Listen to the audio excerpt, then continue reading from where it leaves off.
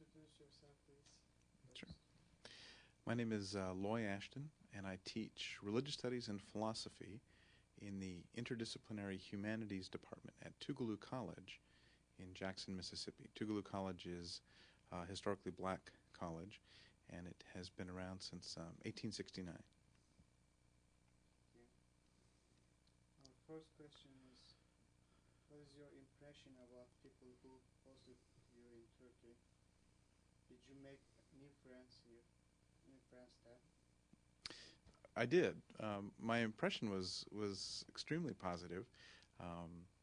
Number of people that I enjoyed meeting, folks throughout the country in the places that we visited, but especially the guides, people who took us on the trip were very much, we became very close to, and they became very good friends, many of whom I've stayed in contact with ever since the trip, which was 4 years ago now. It was in 2005. Okay,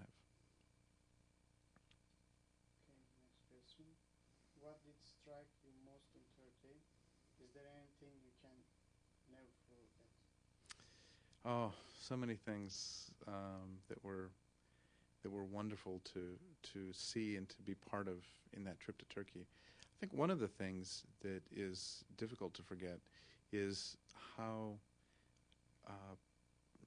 just peaceful and beautiful the country is. Everywhere we went, there were. Well, I'm trying to think of.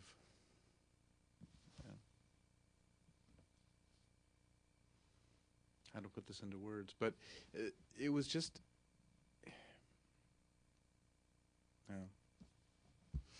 I think when I'm in front of the camera, it's hard for me to think of things to say when I'm being recorded.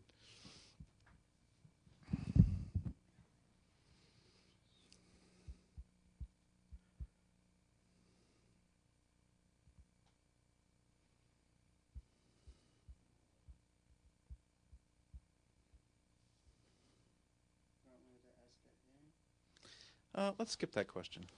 Yeah, let's go on to.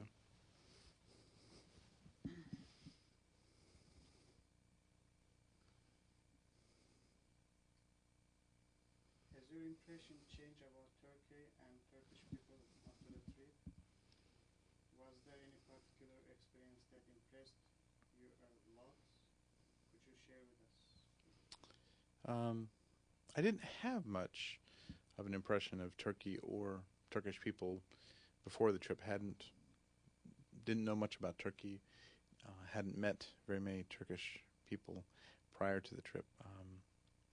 So I didn't really have a lot of stereotypes that I was coming with, other than I think, some of just the general ones that Americans have of the Middle East as being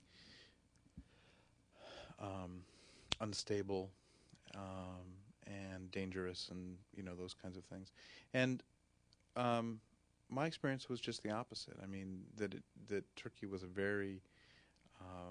it's a very old place, a number of civilizations that are all layered on top of each other. There's a rich depth of history, and you can feel that history as you go around the country. So there wasn't a sense that I had of it being unstable at all. In fact, it being very stable.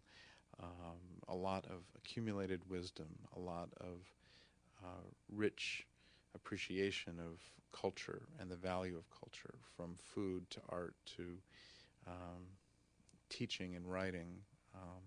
So it was a place that had, very much like Europe, has this wealth of history, but also had a vibrancy to it, because I think of its young population and of the role that it plays as this kind of bridge between the Middle East and between Europe. So it really was, to me, I think, a very changing experience. Or transformative experience might be a better way of putting it, because it helped me to think about the Middle East in a very different light. Okay.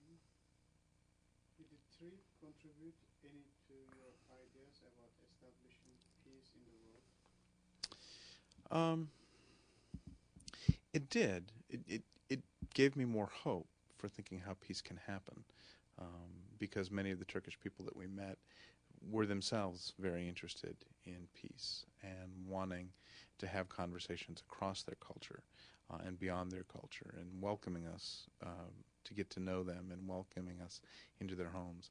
Those kinds of interactions were extremely encouraging. I think that there are so many assumptions that we have as Americans that we are the only people out in the world who are trying to advocate for peace, and that everyone else is enmeshed in their own local conflicts. That it takes going to a place like Turkey where you can see real commitment on the part of everyday people as well as business leaders to help promote educational projects and to fund those educational projects which really do cut across cultural boundaries and national boundaries to promote peace and to promote understanding, that you begin to appreciate how parochial this view is, as we have as Americans, that we're the only ones, or the foremost in the world out there interested in trying to promote peace. To see the peace efforts of Turkish activists in the Gulen movement was very inspiring. Would you like to go to Turkey again? Would you suggest to your friends to go? Oh, I'd love to go to Turkey again. I hope I will be able to go many times again, and I would certainly, love to. For friends, for family, I would love to take my students on a trip. I mean, the educational value, I think, is just immense. Have you had any information about the education activities encouraged by Gulen? Did you have a chance to go to any school established by Fethullah Gulen? What do you think about these schools? Oh, very impressed by the schools. We went to a school on the outskirts of Istanbul, and it was an incredible school. It was a high school. One of the things that impressed me the most about this school, we went when they were having a science fair, and I used to compete in science fairs when I was in high school, and loved them and enjoyed them very much. And the quality of what was going on in the school was quite amazing. They had, for this particular science fair, brought in the department chair of the Department of Chemistry at the University of North Carolina, Chapel Hill. The school had actually flown in this faculty member from Chapel Hill to be the judge of their science fair at this school. I mean, that was just blew me away. I mean, completely unheard of that they would take the quality of this event so seriously as to bring in somebody to do that. And of course, wandering around the gymnasium, looking at the exhibits, I was very, very impressed with the quality of what the students were doing for their science fair projects.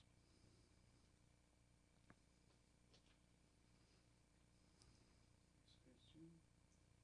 Do you think these education activities encouraged by Gulen play an important role in building peace in the world?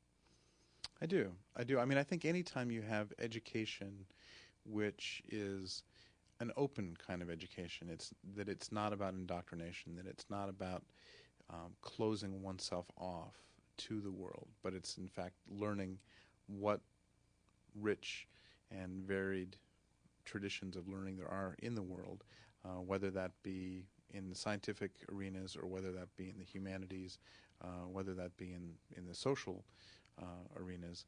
I think anytime you have that kind of an educational project going, it is going to promote peace. I think the biggest obstacle to peace is misunderstanding and ignorance. And the Gulen schools, I think, take on that problem directly and are a wonderful, wonderful solution to it. What can you tell